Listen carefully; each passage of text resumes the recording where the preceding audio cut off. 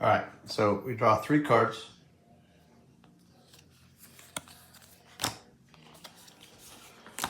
Arrange them in numerical order.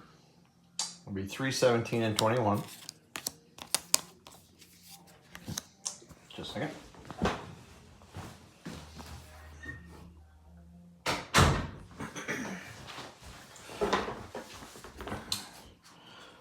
All right, we've got fill the gap, move, and pull back. This 27 to 1 means the within the 2nd and the 99th Division, within those pieces, they are numbered, such as you can see the little 06, the 13, the 05. So the 27 to 01 means we're going in kind of from bigger number to smaller number to attempt to fill the gap. So let's find the highest number of the 2nd and 9th. That's the 05, 06, 4, 13, 15, 14. So that card means the first piece we're going to attempt this with is number 15 there. So is the unit proximate to an empty position to which a German unit is also proximate? Position with hold value less than 5 may not be in another Allied zone of control. So we need to look at what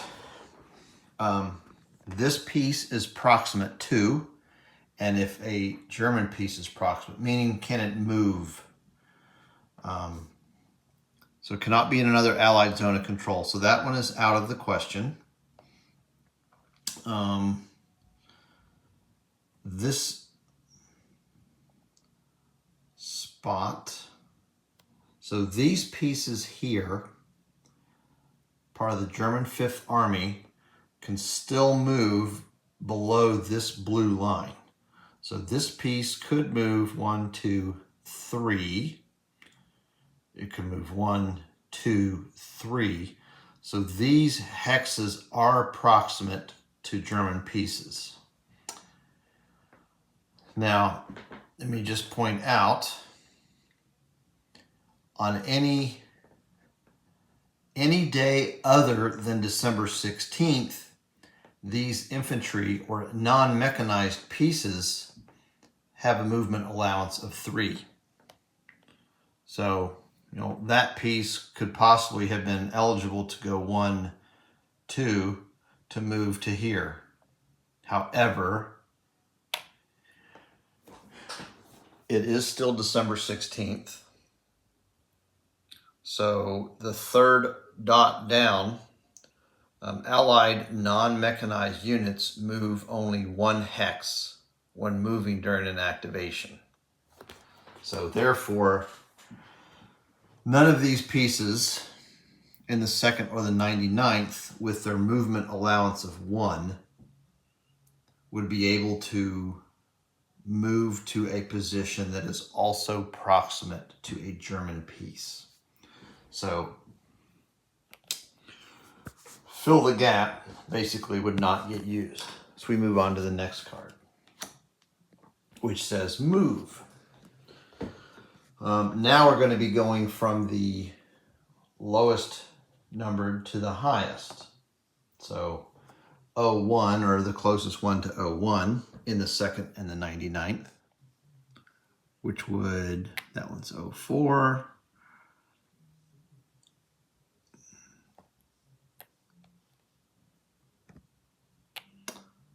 All right, it also says unit or stack not adjacent to a supplied German unit. So of the 2nd and the 99th, that would mean this piece, perhaps, and that piece, because neither of them are next to a supplied German unit. The lowest numbered one is the 5. So let's see if he's eligible for the rest of this. Oh, and also it does say at the bottom that you need to preserve the line, avoid surround, protect the VP hex. Preserve the line means we don't want to move that piece in such a way that we create or enlarge a gap. For example, there is a gap down here right now. If this piece was not here at all, my finger's over top of it, there would be a gap in the line because there's a line that could be coming through here that does not go into Allied zone of controls. So that's what the preserve the line is. Check the rule book for better description to explain that. Avoid surround means you don't want to move to a position where the next German move by pieces could surround him. And protect VP hex. He happens to be in a VP hex. If we take a quick peek at what that means, do not move from a VP hex if it leaves it vacant and if within 2 hexes of a German unit or a German unit is proximate. So there is not a German unit proximate to that, nor is there a German unit within 2 hexes. So let's check this card out again. Move to unoccupied VP hex to which a German unit is proximate. No. If none, move to unoccupied proximate German town or city. None. Remember, he only has a movement allowance of 1 right now. If none, move adjacent to nearest proximate German unit. With his movement allowance of 1, he cannot move next to a proximate German unit. If more than 1, move to target nearest forward direction. If none, move in forward direction. So we simply will be moving in the forward direction, which is going to be the fatter. So that's the primary forward direction. It's a thicker arrow. That's the secondary. So primary direction. So he's going to take his 1 movement point and move to here.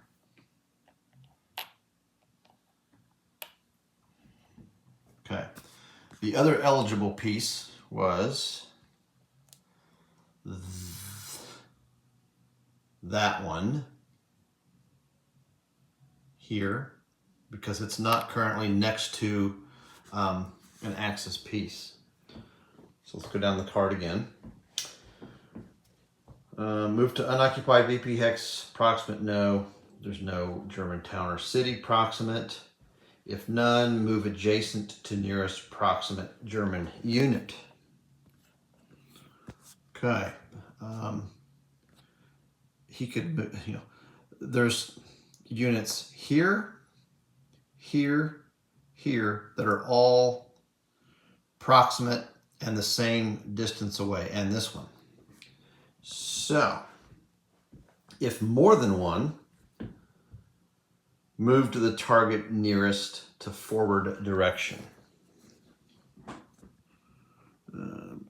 So his desired forward direction would be to move to here. But we want to make sure he'll avoid surround if he moves there. No, that will not be valid, because if this piece moved here and this piece moved here, he would be surrounded because all the hexes around him would be in a German zone of control. So he cannot move there.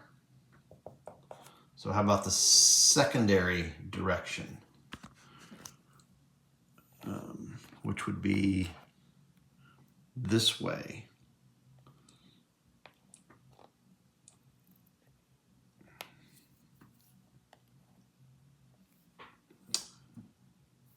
And that would be avoiding surround. He's preserving the line. Okay, the things at the bottom. He's not enlarging or creating a gap. He's avoiding surround. So that's valence. That's going to be a strong hex with 3 pieces in there. All right. And that's it for pieces to move, because the rest were next to a supply German unit. The next one is pull back. Now the pieces that have already moved in this activation cannot move again. So we're not going to consider them in this action. Situation: unit or stack is in a hex with less than 5 hold value, able to move, and out of communication or in danger of surround. So of the 2nd and the 99th, he's not in danger of surround. He's not in danger of surround. The pieces that did not move are not in danger of... I take that back. I stand corrected. Let's back this up. This piece here that moved, this hex here would be in danger of surround, because if he moved there, this piece could go here, then here. So now he would be surrounded, because there would be German zones of control in all hexes around him, even though that's occupied. So we're not going to move there. Where did my piece go? Oh. There we go. So let's get back to that move card. If none, so we thought we did the, let's see. So that was not valid. The other spot he could have possibly moved to would have been this one.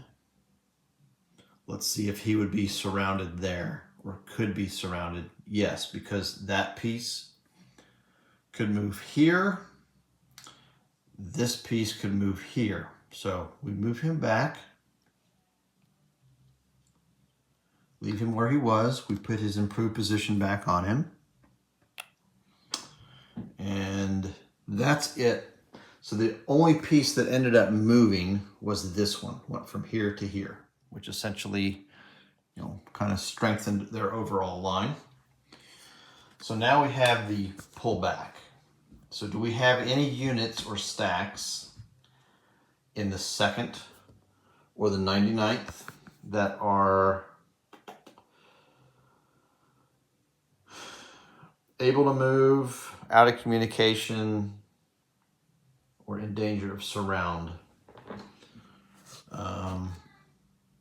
So that one is really not in danger of surround, because we did not end up moving that piece. So none of these are in danger of being surrounded. So that means the pullback card is not used at all. And then we return to our activation sequence. So we've drawn our 3 cards. We've done the scope of the actions. Point number 3 there is to place IP markers on eligible non-dispersed active units. So those that did not move. That means this piece can get an improved position marker. This one does not, because it's in a town. It's not eligible. That one moved. So that is the extent of the Allied impulse. So after all of that work, we moved a piece from here to here, and we built an improved position there. Okay. And discard that. Now we've got another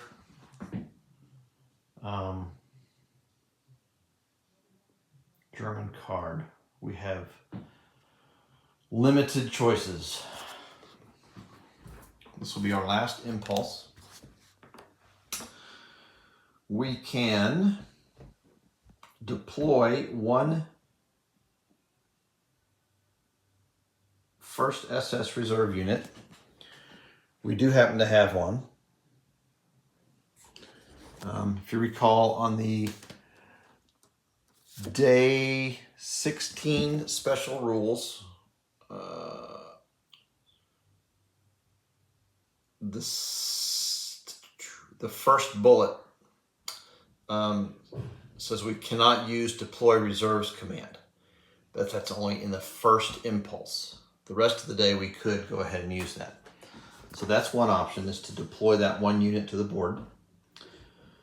Or we can activate the 1 SSP or the 12 SSP division, which would be this stack is the 12 SS, and the 1 SS is that piece, and that piece. So I could activate 3 pieces. If we do that, maybe we do that just to advance them some. I can't really, I don't know that I want to engage in any battle because I have so many pieces pulled back. It'd be better if we could have activated the entire 1 SS core.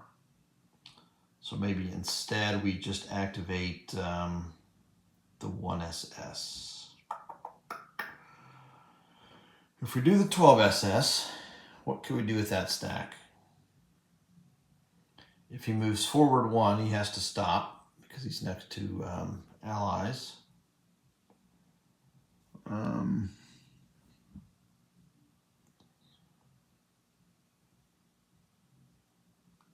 2, 3, 4. Let's just do some movement. So we're going to activate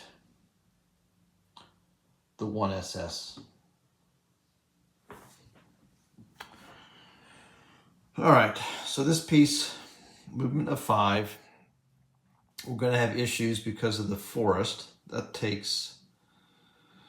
Forest takes 4 movement points for mechanized. But then we have clear terrain, which only costs 1. So let's take advantage of that. So that's 4. We do not do a roadblock check because this hex is adjacent to another piece, and that's his 5th. Okay.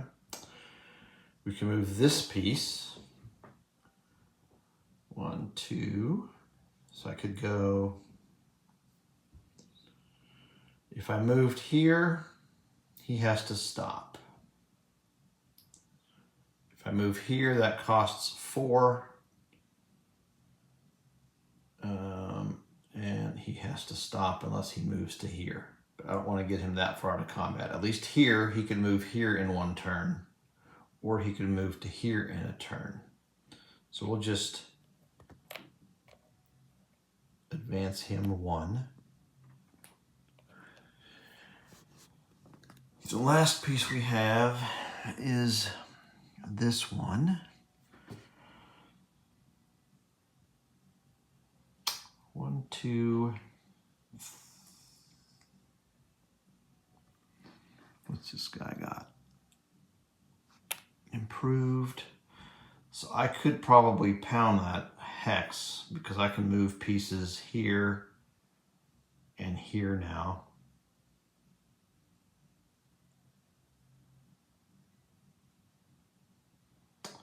So we'll go 1, 2, 3.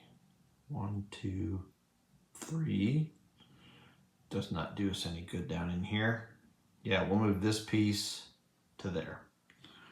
All right. Oops. 1, 2, 3.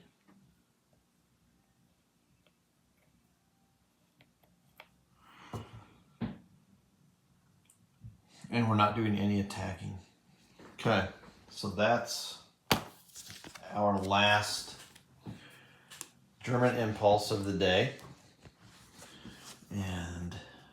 steps, after our last command. Allied does one last impulse. So their last card here.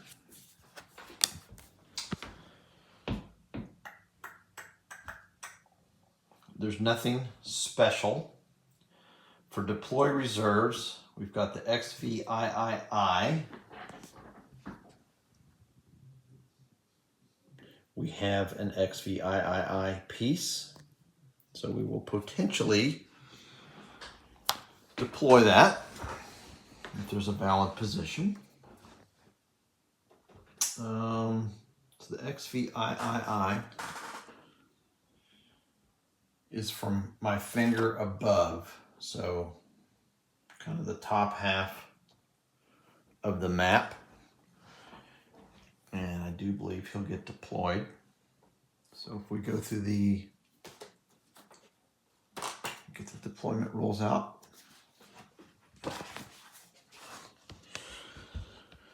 Okay, we need an empty position in the unit's core area.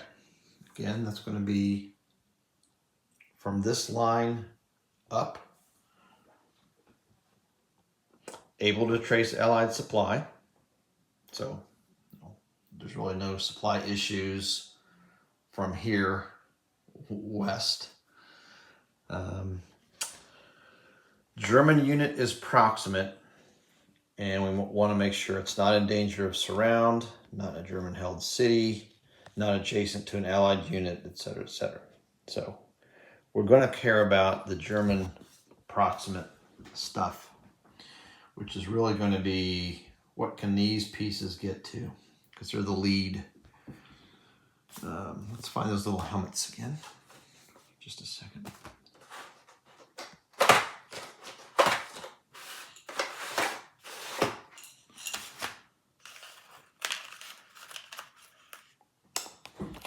All right.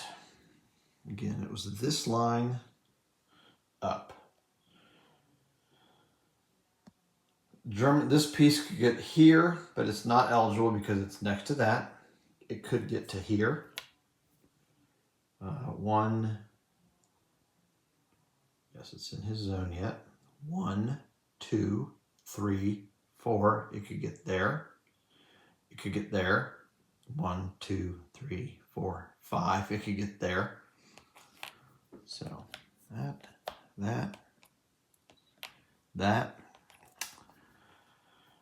It could get 1, 2. It could get there.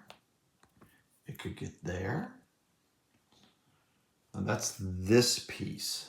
This one here, we're not going to look at that because it's next to an Allied piece. 1, 2, that's next to an Allied piece.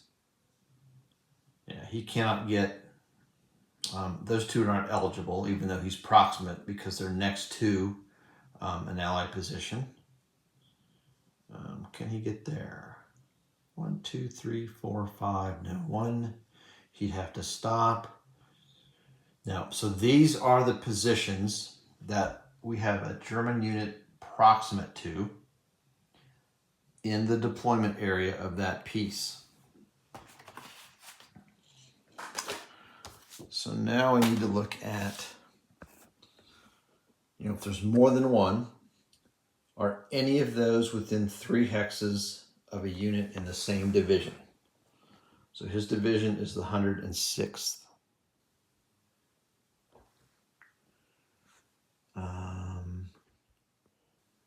Well, I could tell you now, the rest of his division is in the eliminated box. So no. Within 3 hexes of a unit in the same core. Well, all 3 pieces of his core that were on the map have been eliminated. So now within 3 hexes of a unit in the same army. Same army is basically going to be this same color. So notice we've got that color green and that color green. So this color, we want to be within 3 hexes. So same army, 1, 2, that's within 3, that's within 3. 1, 2, 3. This is too far away to be eligible. This is too far away, too far away. Okay. So we have 2 positions within 3 hexes of unit in the same army.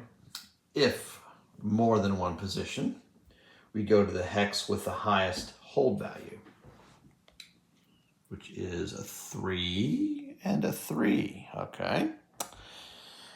If more than 1, use the westernmost hex, which is going to end up being this one. So pull that off, and our piece, which I've lost, there he is, will deploy here. So again, I just want to point out how the game mechanics worked here. We had this big gap, and it determined this was the best spot. It has extended the line around.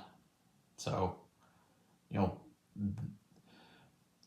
a piece, 2 hexes and a piece, the Allies have zone of control all around these. So that's, you know, the game mechanics put that in the most optimal spot to extend or preserve their line. And that's it. That's the end of day 16. Let me throw these little chips aside. Okay, and the discard. All right, end of day. Return all the combat chits to the cup. That has been done. We remove all dispersed and out of fuel markers. There may have been a piece that was dispersed. I errantly pulled it off a bit ago if it was still there. So nothing on the board has a dispersed marker on it. Those all come off at the end of the day. We don't have out of fuel conditions yet in the game. And then advance the day marker to start a new day. So we go to a new day, and we're going to stop there so that our next day is doing all the, you know, beginning of day steps. So just to kind of summarize here from a higher level view, no advancement was made here. The Allies did improve some positions throughout the day with improved position markers. The Axis did successfully knock a few pieces out and blow a hole in the line in this area. So we've got some pieces advancing. We still have a hole created that we'll try to exploit on the next day if we can. Reserve deployment occurred. 9th Armored added a couple pieces to help this blowout of their line. So again, we're going to try and push into this the next day as well if we can. And down here we have no advancement. We did 1 attack here, weakened a piece a little bit, but ultimately have not pushed across the river. Okay. We'll continue on day 17 next time.